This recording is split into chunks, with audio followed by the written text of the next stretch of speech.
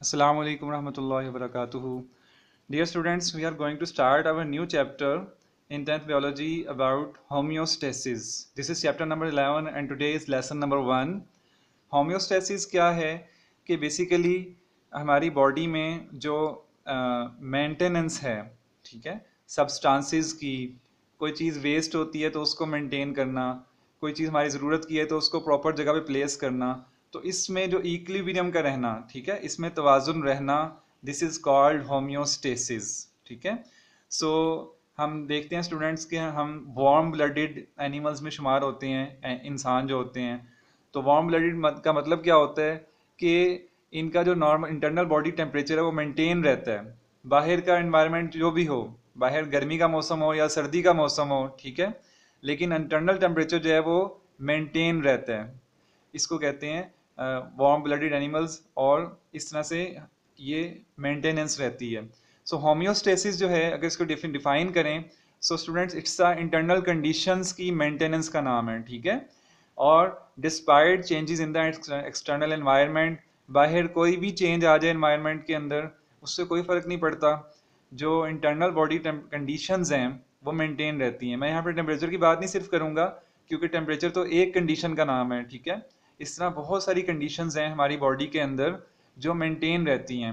अब इसमें हम 3 एग्जांपल्स के तौर पर पढ़ेंगे: osmoregulation, thermoregulation and excretion. ठीक है। तो first of all we see about osmoregulation. Osmoregulation students, osmosis आपने पढ़ा था 9th क्लास में, चैप्टर 4 में।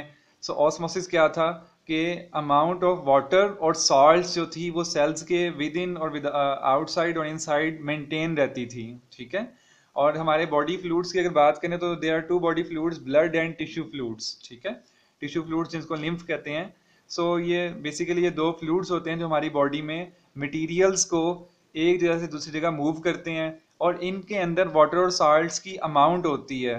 सो वो अमाउंट अगर मेंटेन रहेगी, ठीक है, तो हमारी बॉडी की जो जितने भी सेल्स के अंदर जो जाने वाले मटेरियल्स हैं उनकी भी अमाउंट मेंटेन रहेगी। ठीक है। अब इसमें आप देखें 3 कंडीशंस थी: hypertonic solution, isotonic solution and hypotonic solution. इनकी डिटेल्स आप लोगों ने 9th क्लास में पढ़ी थी।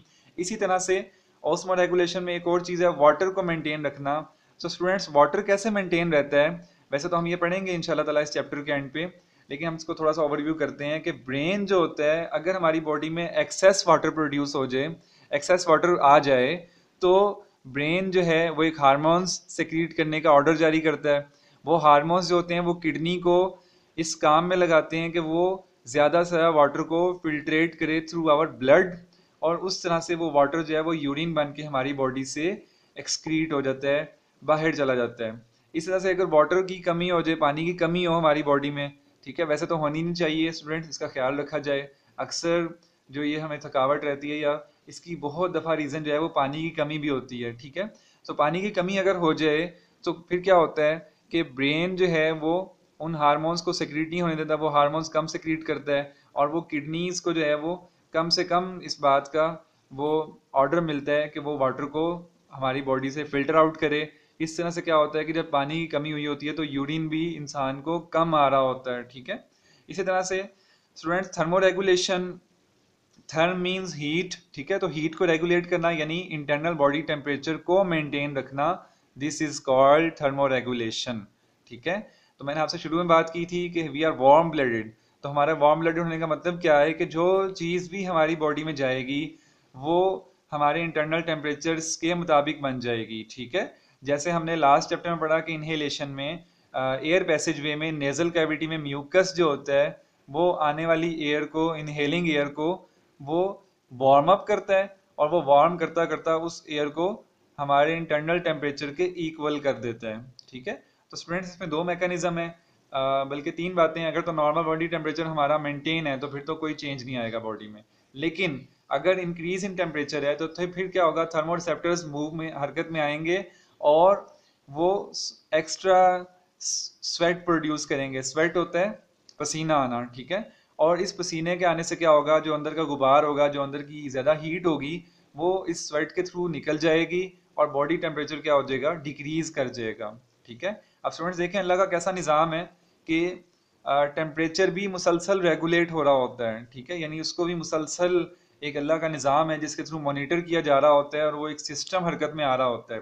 इसी तरह से अगर बॉडी टेम्परेचर डिक्रीज करेगा तब भी थर्मोरिसेप्टर्स हरकत में आएंगे और इंसान शिवरिंग फील करेगा, कपकपाहट होगी, और क्या होगा, उसका जो है वो बाहर के एनवायरनमेंट से वो हीट लेना शुरू करेगा और उसका बॉडी टेम्परेचर फिर से इंक्रीज करके मेंटेन हो जाएगा। इसके बाद स्टूडेंट्स नेक्स्ट है excretion.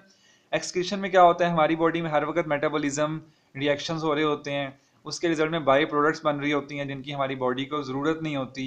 So metabolic waste are eliminated from the body to maintain the internal conditions at equilibrium. और इसमें 4 मेन ऑर्गन्स हैं, आपके सामने नजर आ रहे हैं। सबसे पहले जो है ये राइट साइड पे किडनी। किडनी आप जानते हैं कि ये यूरिन को हमारी बॉडी से बाहर निकालता है और यूरिन बेसिकली वाटर के साथ वही मेटाबॉलिक वेस्ट होते हैं।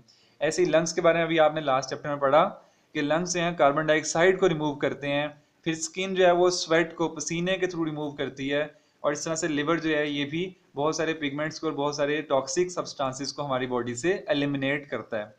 इसके बाद स्टूडेंट्स हमारा आज का लेसन जो है वो होम्योस्टेसिस इन प्लांट्स स्टार्ट हो रहा है। इसमें क्या है कि हमने प्लांट्स के बारे में पढ़ना है कि प्लांट्स कैसे अपनी बॉडी में से एक्स्ट्रा जो सब्सटेंसेस हैं उसको एलिमिनेट करते हैं। First of all carbon dioxide की बात करें तो कार्बन डाइऑक्साइड जो है ये रात के वक्त ज़्यादा होती है, दिन को ज़्यादा नहीं होती। रीज़न क्या है कि दिन को फोटोसिंथेसिस के प्रोसेस में मुसलसल कार्बन डाइऑक्साइड यूज़ हो रही होती है, लेकिन रात के वक्त में जो इसके सेल्स होते हैं, प्लांट सेल्स होते हैं, वो डिफ्यूजन के ज़रिए से कार्बन डाइऑक्साइड को रिमूव कर देते हैं। ऐसे ही ऑक्सीजन की बात भी है, अगर ऑक्सीजन एक्स्ट्रा प्रोड्यूस हो जाए, प्लांट की ज़रूरत से बढ़ जाए, तो प्लांट्स उसको स्टोमेटा के थ्रू बाहर निकाल देते हैं और इस तरह से हम कहते हैं कि भी प्लांट्स हमें ऑक्सीजन देते हैं। तो यही वजह होती है कि जो एक्स्ट्रा ऑक्सीजन होती है प्लांट्स उसको निकाल देते हैं। फिर स्टूडेंट्स बात करें एक्स्ट्रा वाटर की, तो वो ट्रांसपायरेशन आप लोगों ने चैप्टर नंबर 9th क्लास में पढ़ा था।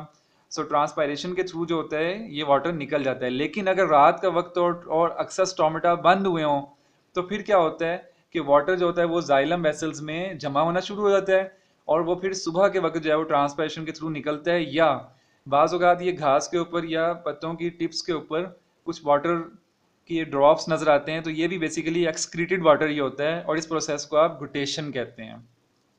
तो स्टूडेंट्स आज के लेसन में हमने होम्योस्टेसिस फिर इसकी टाइप्स को स्टडी किया और इस तरह से होम्योस्टेसिस में प्लांट्स में हमने रिमूवल ऑफ कार्बन डाइऑक्साइड और वाटर और ऑक्सीजन को देखा। तो आपके लिए होमवर्क आपके सामने आ चुका है, ये डेफिनेशन आपको इजीली मिल जाएंगी अपने चैप्टर के स्टार्ट में। इस तरह से इस टॉपिक के अंदर आप लोगों ने 2 हेडिंग्स मैंने आपको करवा दी हैं, इसको आपने अच्छे से प्रिपेयर कर लेना है, ठीक है। कल इंशाल्लाह ताला हम इसी टॉपिक को होम्योस्टेसिस इन प्लांट्स को कंटिन्यू करेंगे। तब तक के लिए अल्लाह हाफिज़।